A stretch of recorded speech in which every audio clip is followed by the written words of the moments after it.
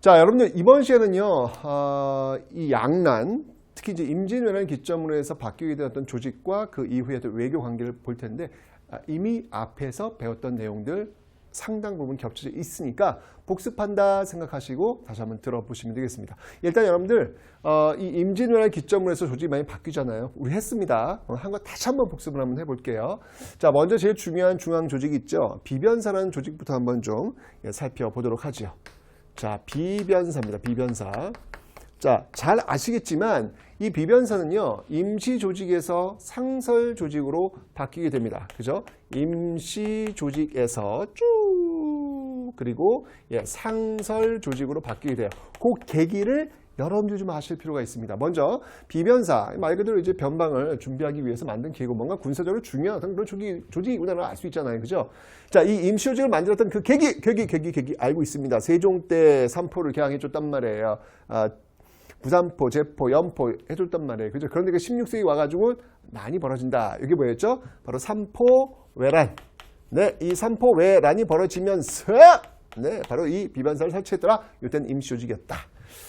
자, 그런데 이제 을묘외변이 벌어집니다. 을묘외변. 삼포외란은 여러분들 어느 왕 때였죠? 이거는 네, 이거는 중종 때였습니다. 중종 때였고요. 그 다음에 을묘외변. 와, 이건 정말 뭐 엄청 컸습니다. 네, 을묘외변. 이거는 이제 명종 때입니다. 명종 때. 자, 이 을묘외변이 벌어지면서 안 되겠다. 이거 좀 혹시 좀 해야 되겠다라고 해가지고 이제 임시조직을 아예 상설조직으로 바꾸는 모습들 기억하시면 된다라고 설명드렸어요. 그런데 이렇게 비변사 점점점 권한이 세지고 있는 그 모습들인데 이게 더욱더 권한이 커지게 된 게 바로 이러고 있을 수 없다. 네, 바로 비변사의 어떤 기능이 바로 이 임진왜란을 거치면 더욱더 강화되는 모습. 자, 임진왜란을 거치면서 비변사의 어떤 그 조직은 더욱더 권력은 더욱더 올라가게 되었다. 라고 설명드렸습니다. 그죠? 자, 이러다 보니까 어떤 일이 벌어졌냐면, 네, 그 이전에 원래 운영되고 있었던 의정부 6조 체제, 의정부 6조 이 조직은, 그 기능이, 그 역할이 축소될 수밖에 없는 그런 모습들이 지금 나타나더라라는 것이죠. 요게 이제 이런 어떤 그 비변사의 권력이 점점 올라가서 아주 그 절정에 이르게 되는 계기, 그 계기는 바로 세도정치 때. 예, 세도정치 때 아주 그 권력이 절정에 이르게 되고 이게 문제 있어. 이러면 안 되지. 이렇게 되면 왕권이 약화되는 거 아니야. 이렇게 되면 이제 왕권이 약화되니까, 그죠? 왕권이 약화되잖아요, 그죠? 그래서 이 문제를 해결하기 위해서 네, 이 문제를 해결하기 위해서 바로 폐지. 네, 비변사 폐지. 언제? 네, 바로 흥선대원군 때.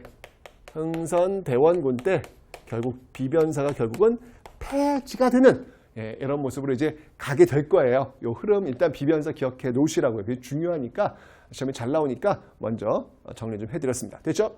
자, 중앙조직 비변사 봤고요. 자, 이제 군사조직을 한번 살펴보도록 하겠습니다. 먼저 중앙군입니다. 자, 조선 전기 중앙군, 동서남북 가운데 이렇게 해서 여러분들 5위 체제다라고 제가 설명을 드렸죠. 자, 5위 체제다. 자, 이건 이제 이 5위 체제라고 하는 것은 기본적으로 의무병.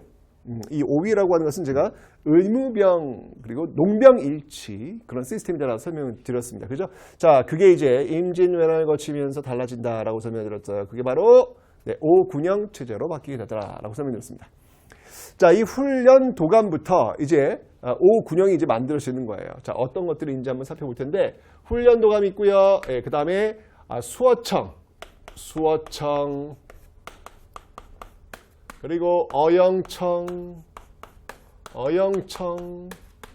그 다음에 이제 그 총융청부터 갑시다.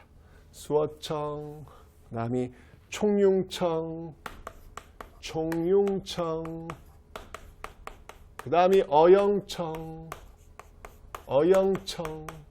그 다음에 이제 금위영 요렇게 하나, 둘, 셋, 넷, 다섯 이렇게 이제 쪼로로록 만들어지는데 먼저 하나부터 이 훈련을 제일 먼저 스타트 네, 이렇게 제일 먼저 만들어지는 게 이 훈련 도감입니다.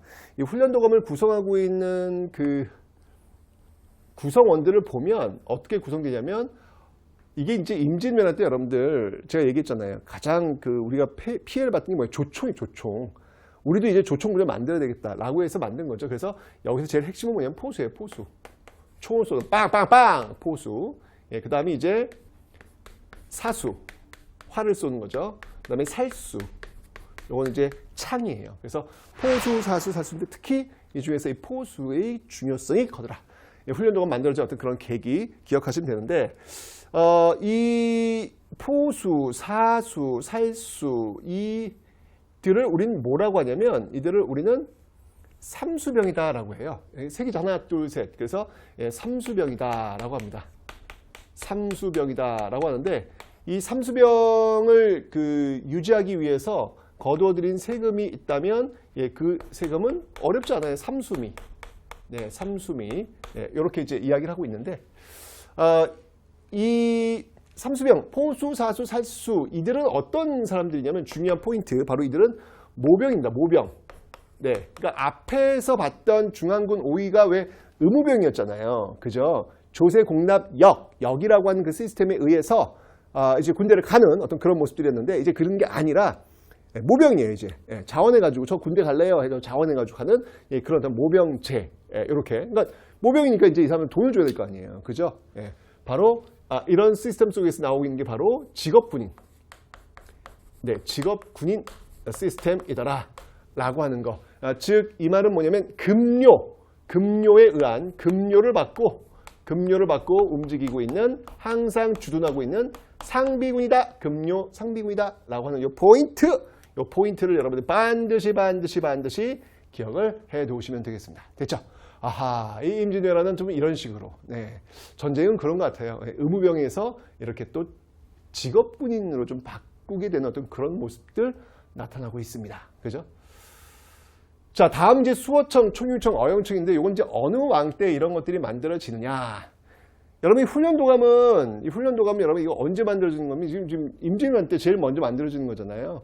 그러니까 이거는 바로 선조 때, 선조 때 만들어지는 거고요. 수어청, 총융청, 어영청. 자, 요거는 뚜뚜뚜 어느 왕 때냐면 요거는 인조 때입니다. 인조 때. 특히 이제 호란. 호란을 전후해서 이런 것들이 지금 만들어지고 있고요. 요게 이제 완성된 시점은 언제냐면 이 금이영 때예요. 금이영. 요 금이영은 바로 숙종 때. 숙종 때. 이렇게 되면서 이제 오군영 체제가 완비가 되는 시점. 이렇게 지금 나오고 있는 겁니다. 중앙군은 지금 이런 어떤 흐름대로 지금 가고 있다는 거 기억하시면 되겠습니다. 됐죠? 자, 이제 다음은 지방군입니다. 자, 지방군. 배운 거예요, 여러분들. 우리 지금 새로운 거 하는 거 아니야. 앞에서 했던 거 지금 복습하고 있는 겁니다, 여러분들. 자, 지방군은 영진군 체제다라고 설명드렸어요. 영진군 시스템. 자, 요 영진군 시스템이 이제 쭉 임진왜란을 거치면서 어떻게 바뀐다? 바로 속오군 체제로 바뀌더라. 이 속오군은 무엇이다? 바로 양반에서 노비로 모두 모여 라고 해가지고 지금 형성되고 있는 일종의 어떤 예비군 형태. 물론 뭐 양반들 이렇게 구성되어 있지만 실질적으로 이제 군대를 가지는 않습니다. 네, 그래서 이런 어떤 조직들이 지금 만들어지고 있다라고 하는 거. 그 이유가 있어요. 왜 지방군은 이제 이런 시스템으로 이렇게 많은 사람들이 다 예비군 형태로 지금 포함을 시켰느냐? 수비 체제가 전환됐기 때문에 그래요. 자, 설명드릴게요, 여러분들. 수비 체제 제가 간단하게 좀 설명드릴게요. 수비 시스템. 원래 조선은요.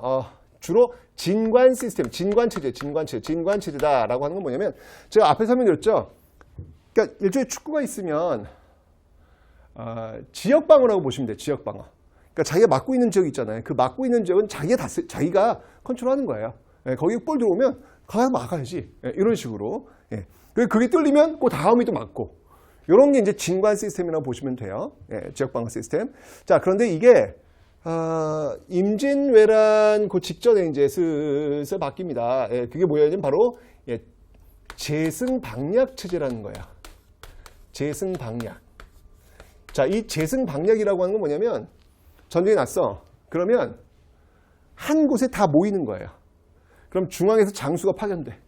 그럼 중앙에 장수가 파견되면 그 중앙에서 파견된 장수의 어떤 명을 따라가지고 명을 받들어서 같이 우르르르 싸우러 나가는 거예요. 이게 바로 재승방략 체제야. 근데 이것 때문에 임진왜란도 완전히 깨졌잖아. 일단 중앙에서 장수가 내려올 때 기다리는 것도 너무 느려. 지금 막 일본 파수 올라오고 있는데 게다가 한 곳이 뚫리면 후방이 없어. 후방이. 왜냐면 그 다 모여있어요. 대표적인 게 신립장군. 그 충주 그쪽에서 탕금대에서 뚫리잖아요. 그걸 오면서 그냥 서울까지 바로 올라와 버리잖아요. 이게 이제 재승만의 진짜 문제점이에요. 그래서 이거 안 되겠다고 다시 지역 방어 시스템을 바꾸죠. 예, 여기 이제 진관 체제로 가게 된 배경인데 이 진관 체제를 하려면 여러분들 지역 방어를 해야 되니까 그 지역마다 군인들이 많이 있어야 돼요. 그래야 이게 가능하거든요. 그러니까 이 진관 체제를 운영하려면 어떻게 해야 돼? 바로 이렇게 소고군 시스템, 양반부터 노비까지 전부 다 구축이 되고 있어야 이런 진관 체제를 유지할 수 있잖아요. 그래서 이런 어떤 지방군, 바뀐 이 진관 시스템을 유지하기 위해서 이렇게 지방군, 소고군 이런 것들이 지금 연결되면서 지금 지방군이 운영되고 있다라는 것을 기억하시면 되겠습니다. 네, 진짜 굉장히 많이 바뀌고 있습니다. 그렇죠? 이 임진왜란을 기점으로 해가지고 상당히 많은 부분이 지금 바뀌고 있다. 중앙군은 5군형, 그리고 지방군은 소고군, 그리고 비변사 권력의 강화. 이게 바로 조선 후기의 정치 조직 그리고 군사 조직의 핵심이었다라는 것을 기억하시면 되겠습니다.